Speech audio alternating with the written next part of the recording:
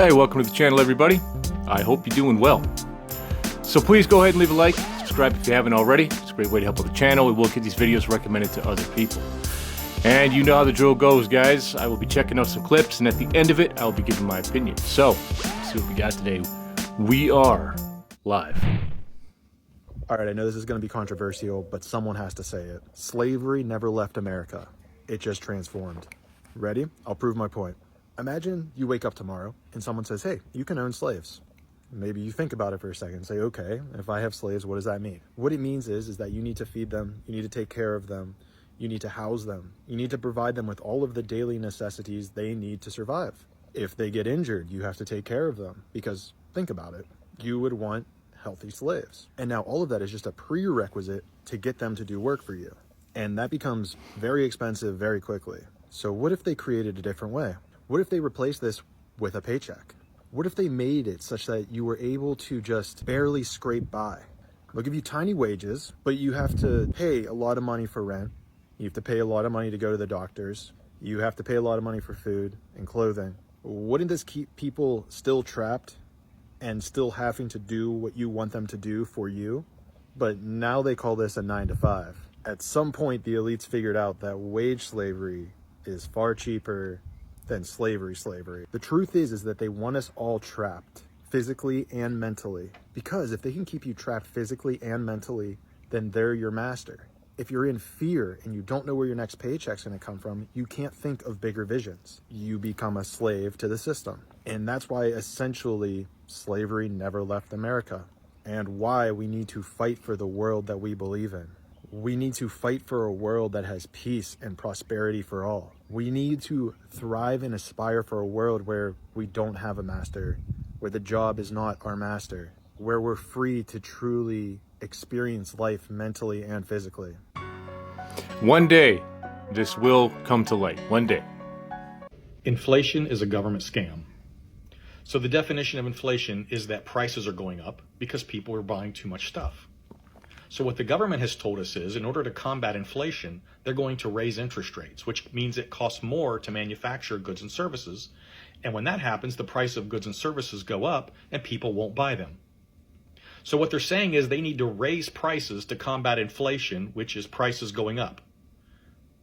And then because employers aren't going to sell as much, they won't need as many employees, and then they can lay people off and there will be less people buying stuff because they don't have jobs. Does anybody else see a serious flaw in this thinking? To combat prices going up, we raise prices, and we lay people off so they don't have jobs, so they can't buy stuff. That is your government at work for you.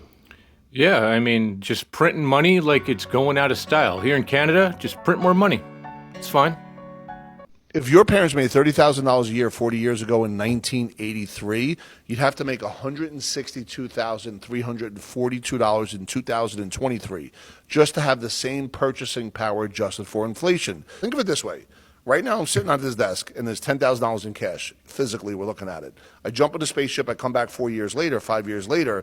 It'll look like $10,000 but feel like $7,000. What inflation erodes at the buying power of each and every dollar. So you have to understand that money is worth less, not worthless, but worth less than the year before. Yeah, just one more way that the chips are stacked against us. $1 million 1993 today is now $2,070,000. Inflation in 5 years will probably devalue half of everyone's money listening to this in their 401ks, IRAs, and their soft saving accounts. Like right now, the world is a wreck, and their only solution to the devaluation is they're going to have to work harder. Over the last 20 years, 2002 to 2022, salaries have increased 27%, but the cost of a home has gone up 148%. In other words, like our cost of living and lifestyles is not keeping up. Average person drives a $60,000 a year car that has a $50,000 a year salary with over $100,000 of student debt, 60% of America living check to check. We have a problem. And being busy is not the solution, and getting another job is not the solution. You have to graduate and develop more of the Gen Z millennial mind that says there's got to be a smarter way. It can't be the immigrant way of just work harder, because there is something to say for hard work. But if it's not smart enough hard work, then it's stupid work. It's dumb work. And there's a lot of financial idiots out there that have just not gotten themselves educated. Yeah. I mean, Let's keep going. The boomers like to remind us of their 14% interest rates in the 1980s compared to our 7.5 today, and we should stop whining. But the average home was $47,000 in 1980, where today it is $436,000 for the average home. Let's compare that to salary. The average salary in 1980 was $12,000. It is only $56,000 today. So housing went up times 10, but incomes only went up times 4.5. And then if you look at it compared to the average home, it is 4 times the salary for the average home, where today it's 8 times. This person can't even be qualified for this. But if the 1980s person didn't want to deal with the 14%, they had an option called renting. They could actually rent an apartment for $243, which was only 24% of their income. Today, the average rent is $2,000, which is 42% of the average American's income. So if the average American can't afford the average house, they are almost being forced to rent. And if they're forced to rent, they're forced to spend 40% of their income on housing. That is what's putting pressure on Americans today. You know, and it's not just America. It's Europe, it's Canada, Australia. Henry Ford, the visionary father of the modern auto industry, grew up on a farm outside of Detroit. Maybe that's why he designed his Model T to run on ethanol alcohol, a fuel made from corn. White lightning, moonshine. Ford's alcohol captured 25% of the fuel market in the Midwest. Now, when he did that, red flags went up at Standard Oil. John D. Rockefeller, the founder of Standard Oil, started funding an amendment that would become known as Prohibition. That one law shut down all alcohol production in the U.S., including ethanol alcohol. For 12 of the 13 years of Prohibition, Ford continued to produce ethanol-compatible cars. And then he gave up. Yeah, that's a $1 trillion nut. In this country, 1 liter of petrol is 0.15, which is equivalent to this much. So it's very cheap. To fill up a whole car, a car of this size costs about $2 less? Yeah, less than $2. $2? Yeah, less than $2. So as you can see, it's filling up. He's putting almost 50 liters and it's only just hit $1. Very cheap. Now, I'm gonna go to the shop and I'm gonna show you how much a bottle of water costs, a liter of water. Here's the shop, same petrol station, and they should have water inside. Assalamu alaikum. Let's have a look. Here we go. Here's the big liters of water. This should cost 1 dinar. So remember, a liter of petrol is 0.15. This will cost 1 dinar. 1. Amazing. Thank you so much. You can see 1 dinar. So this bottle of water, which is just over a litre, is 6 times more than a litre of petrol. It's absolutely insane. So yeah, welcome to Libya, where petrol is cheaper than water, literally. Yeah, but here in Canada, it's almost $2 a liter for gas. Originally designed to reach a height of 411 feet above ground, the New Yorker was mysteriously redesigned during construction to stand 600 feet tall, the exact same height as Tesla's proposed tower at Wardenclyffe. Also like Wardenclyffe, the New Yorker stood high above a maze of subterranean tunnels, which stretched deep throughout a solid granite foundation. Tunnels which, like those at Wardenclyffe, could be used to conduct the Earth's energy from deep underground. It's an artist rendering of a proposed addition to the Hotel New Yorker, and they added a couple of towers on top. It looks like, when we're talking about potentially radio transmissions, we're talking about this potentially being a covert Wardenclyffe, right? Right. 2 towers on top of the New Yorker Hotel? Has the team just found a smoking gun? The ultimate evidence that Tesla had intended to use the hotel to realize his ambitious dream to generate and transmit virtually free electricity, first to New York City. Yeah, I think they're already doing this, but yet they're charging us for it. Corruption is easy. Just use an earthquake. What? Yeah, let's say you're a politician who stole a of tax money. To hide this, we'll need to funnel it. How do we do that? It's simple. Just start a charity as a cover-up. Won't people suspect anything? They won't, because the best time to steal money is during a crisis. If a hurricane, earthquake, or war breaks out, that's your golden opportunity. you'll set up a charity and announce that you're raising money for disaster victims. What do I do then? Now, the government and the public will start donating to your charity. Once you have that money, it's time to spend it. So we'll actually help people? No. Who wants to do that? We'll fake it instead. What? How does that work? Okay, look, let's say you report that you delivered 100,000 meals to disaster victims. In reality, you only delivered 10,000. The other 90,000 meals exist only on paper, but the money for them goes straight into your account. Won't people notice the missing supplies? Not if we inflate the prices of everything. What do you mean? Instead of stealing money directly, we hire fake suppliers to charge 10 times normal prices. A tent that should cost $100 is shown as $5,000. A bottle of water is purchased for $50 each. A $500 generator is reported as a $20,000 emergency energy system. All that extra money goes straight to you. Won't the public ask where the money went? That's why we'll do a little bit of charity. We'll hand out food and supplies to a few people, enough for a good PR stunt. We'll invite news crews, take pictures of suffering children, and tell them we're saving lives. But we stole most of that money. Exactly. But now, we look like heroes. What happens when people start investigating? By then, the money is already gone. We move it through offshore accounts and fake shell companies.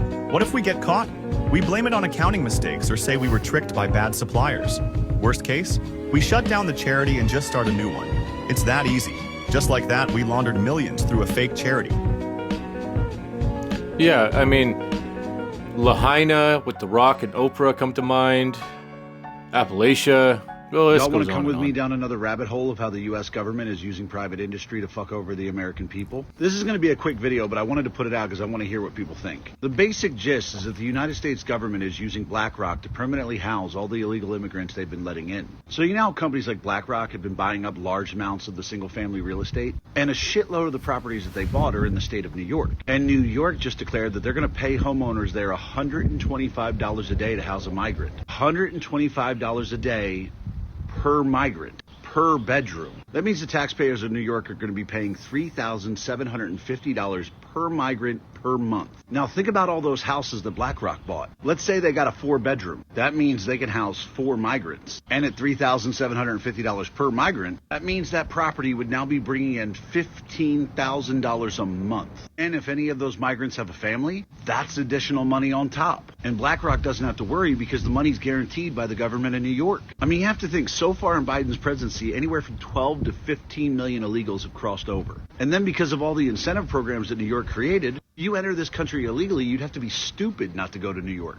You're going to get paid. You're going to get fed. You're going to get housed, all for the price of either a bus trip up there, or maybe you can catch one of those flights that Biden's been sending under everyone's radar. But regardless, you're going to go to New York, where BlackRock owns thousands of homes. And I'd be willing to bet a lot of those homes are about to have an illegal immigrant as a tenant. And they're going to make sure they get at least one in every bedroom. And I would expect that this continues at least until the census.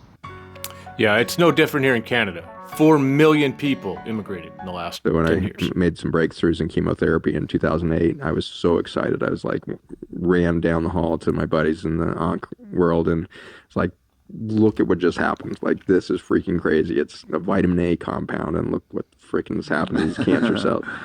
Went back to my mentors, like, all right, so breakthrough, now what? And she's like, the best case scenario will be 25 years before those guys down the hall are able to practice what you discovered. Wow. 25 years.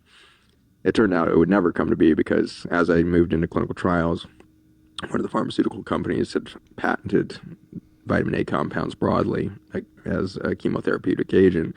So I called them up naively, very excited, got this thing working, it's doing this and that. And it was literally 3 questions. What type of cancers do you think it treats? How long do you think you would have to treat for? Do you think it actually is getting at the, at the apoptosis or suicide of the cell itself? So not only do I think, I can show you the data and blah, blah, blah. And click. It was literally hung up on me. And I just thought line went dead, or I lost my line, called back, no answer. Finally, after a few days of no contact, I go to my mentor and explain the situation. She's like, you should have never called. Like, she's like, that is not a patent. That is there for monetary gain. That is something called a blocking patent, making sure that this thing doesn't come to light. Far less money in curing the disease. When a doctor convinces a patient to give their child a certain vaccine, do they get money personally added to their paycheck? They do. They do in two ways. First of all, doctors, they make about 20 or 30% profit on every vaccine dose they give. All right. And then so I know vaccines cost about $1,500, I would say, is what it costs me to buy like the full set of vaccines if I was going to give it to a child to go to school in California. And if you were to get every vaccine, even ones not required for school, you'd probably be spending maybe $3,000 or $4,000. And so a doctor is getting a couple $1,000s a year off of each patient for that. But the bigger incentive is not the little bit of money they make out of each dose. It's the end of year bonuses. What's the end of year bonuses? Insurances incentivize doctors to have fully vaccinated patients in their office with an end of year bonus. Sometimes it's $400 per patient. Sometimes it's a percentage of your income that you made. So if you're a pediatrician and say you're making $200,000 a year, on your paycheck, all right, or $150,000 a year, your end of year bonus for having a practice full of fully vaccinated children could be as much as $50,000. A lot of people believe that financial incentive. Yeah, and public schools also do the same thing with their programs. Number one is that it would have threatened the emergency use authorization for the vaccine, because you can't issue an EUA if there's a safe and effective treatment for a disease. So you can't do an EUA for a vaccine. Now, I believe they could have broken that rule. They write the rules, they break the rules. I don't think that was the main thing. I think it's really that it threatened the global market for the vaccines. I mean, if ivermectin were found to be effective, what would be the uptake of those vaccines? It would plummet. They knew it would destroy the market. And that market, probably over a few years, is north of $100 billion. And then it threatens the market for the competing pipeline patented pharmaceuticals like Paxlovid and Molnupiravir and Remdesivir. And they've made many billions off of those. So here comes little old ivermectin off patent. It costs, I think, 6 cents in India to make a pill. And it's available everywhere. There's manufacturers, compounders of ivermectin in every country in the world. I mean, it literally was one of the solutions to the pandemic. This pandemic would have been over if everybody was on ivermectin, and that's why they had to destroy it. Yeah, highly politicized. It's all about profits, profits. I am here primarily today to make a public confession. In the spring of 1987, as a physician, I denied a man a necessary operation that would have saved his life and thus cost his death. No person and no group has held me accountable for this, because in fact what I did was I saved a company $500,000 for this. And furthermore, this particular act secured my reputation as a good medical director, and it ensured my continued advancement in the healthcare field. I went from making a few $100s a week as a medical reviewer to an escalating six-figure income as a physician executive. In all my work, I had one primary duty, and that was to use my medical expertise for the financial benefit of the organization for which I worked. And I was told repeatedly that I was not denying care, I was simply denying payment. I know how managed care maims and kills patients. So I'm here to tell you about the dirty work of managed care. And I'm haunted by the thousands of pieces of paper in which I have written that deadly word, denied. Thank you. That is so fucking crazy. Yeah.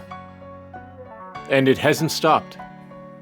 Did you know that the stock market is full of fake shares? As in shares that don't actually exist and were created from nothing? You probably have some of them in your account. Today we're gonna learn what really happened to Blockbuster and Toys R Us and a couple other businesses. You're gonna learn what really happened with GameStop in 2021. And you're gonna learn why the entire stock market is based on fraud. Allegedly. Because before the whole GameStop thing happened, the words naked short selling almost never got mentioned. And when someone did mention it, it was considered a conspiracy theory. But just like a lot of conspiracy theories, things have changed a bit. I'm about to show you a clip of a senior banker at Morgan Stanley given the dirt. At great personal risk, I might add. Wouldn't advise you to talk about it, but they're living, they're all living in kind of a fake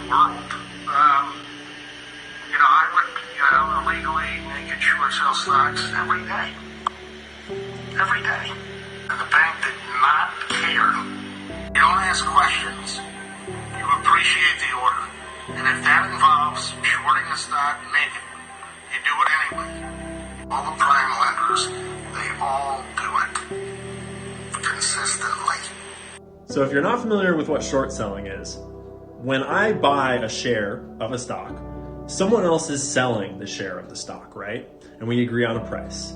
Short selling is just a way to bet that the price will go down by borrowing a share from someone and you'll pay them back later. Then you sell it on the market at whatever price is going right now.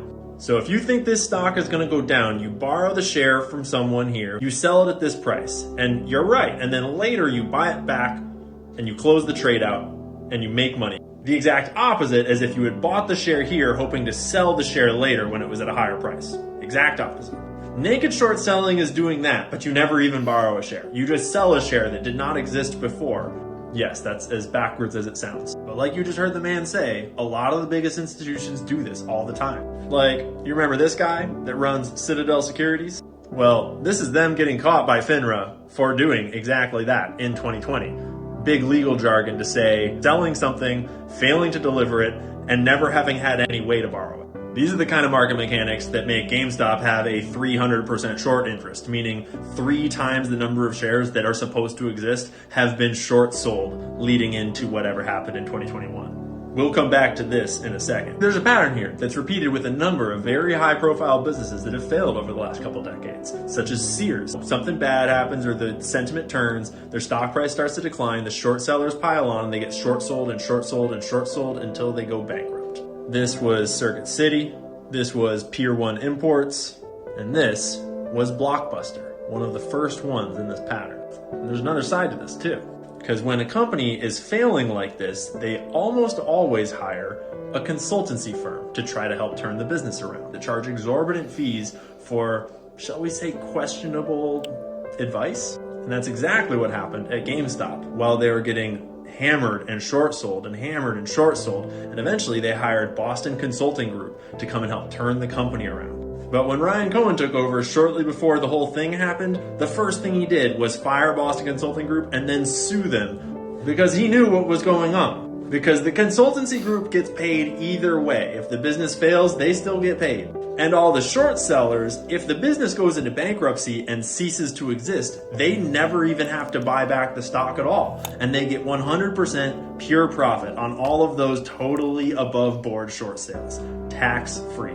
And from the looks of things, GameStop was about to become another Blockbuster or another Sears. This is Ken Griffin, who runs Citadel, hanging out with his buddy Jim, who, it's worth mentioning, before he ran a bookstore out of his garage and whatever. Hedge funds? He also worked in hedge funds before that. And you better believe these two guys know everyone in the industry, including at the consultancy firms. So GameStop was on its way down to zero, just like a lot of companies before them. And then something crazy happened. Because the thing about short selling is it's actually really dangerous because you're betting on the price going down, but the price can go up as much as there's no limit on how much the price can go up. So your potential loss is infinite. And when you short sale, the only way to get out of that trade is to buy back the stock that you short sold. And the problem is that buying the stock makes the price go up. This is why a short squeeze can happen. Because if there's a lot of short sellers that have been short selling a stock and then it starts to go up, all the short sellers need to close those positions.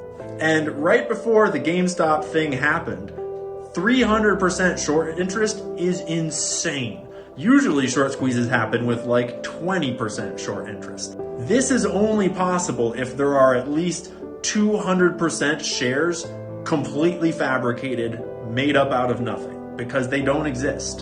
The GameStop community had officially caught the short sellers in the act, and they had them by the balls. And in the SEC's own report, the red bars that show short sellers buying back the stock clearly showed that short sellers did not close. If they had tried to buy back 300% of the shares, the price would have gone a lot higher than it did. But this is data from one of the biggest retail brokerages in the United States of a normal month of GameStop trading, showing that green is how many people are buying and red is how many people are selling. And it's been like this ever since 2021, every month. And the blue line is the price going down with all this buying happening.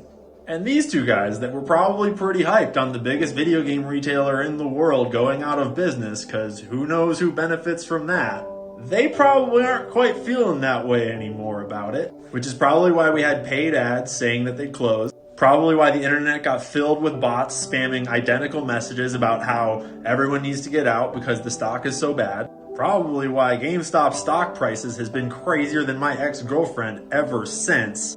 And it might help explain why in December of 2023, almost half of GameStop trades happened in dark pools. And still today, about half of the trades are short sales. Because when you have exerted enough short selling pressure over many years to drive the stock down to this degree, to the point where short sales are reported at 300% of the float, you might not have any way out.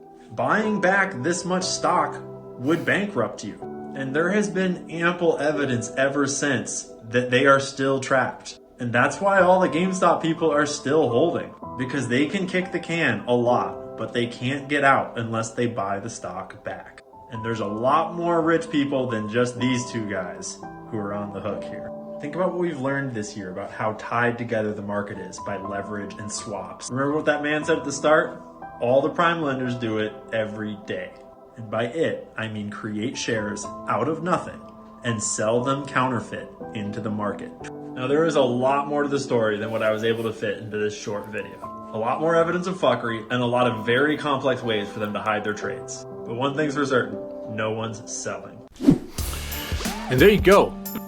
You know, George Carlin said it best. The game is rigged, okay? They want people that are just smart enough to run the machines, but not smart enough to know how bad they're getting fucked. And that's just it. At every single angle, the chips are stacked against us. It doesn't matter what we do, you can't get ahead. It's designed for you to fail. The only people that get ahead are the ones who find loopholes in the system or blind luck. It's really that simple. Hard work does not get you what it used to get you back when our parents were in the grind. And all you gotta do is just look around. I mean, I myself, I have put in, 14, 16-hour days, working for $20 an hour, only for myself at the end of the week to be sore and broke. It doesn't make sense, okay? The fact that we all put in this 9 to 5 and yet we come out of it, it just doesn't make sense. When was the last time you remember prices going down? Prices have consistently been going up since I was a kid. Even then, when I was a kid, my grandfather would tell me, oh, a nickel, I could go to the movies, I could buy this, I could buy that, and I could still take the bus home for a nickel. Well, we're pretty far from that. It just seems like we've only ever gone up in price. Yet wages don't move with inflation. But I've always thought that if wages moved with inflation to keep up with it, then what's the point of inflation at all? If wages are just going to keep up with inflation, then why are we inflating in the first place? It doesn't really make sense to me, if that makes sense to you. I don't know how we get ahead without redesigning the system to work for us. It's gotten so corrupt and so bad in every aspect of things. It's impossible for the average person to have a good life. But the point that I'm trying to make in this video is that it doesn't really matter what we do. It's not really going to work out for us until something big happens. We need a revolution. Okay, banking has become the biggest scam in the world. Insurance has become the biggest scam in the world. I couldn't tell you how many stories I've heard of insurance companies trying to find a way or a loophole not to pay out life insurance or not to pay for somebody's operation simply on a technicality. It's all about profits, and it's sick, and that's just where we're at, guys. So that's what I've got today. Hopefully this doesn't depress you too much, and hopefully you guys have some solutions in the comments for us. So that's what we're always looking for, right? So, but I guess I'll see you in the next one. Till then, 80 Canadian.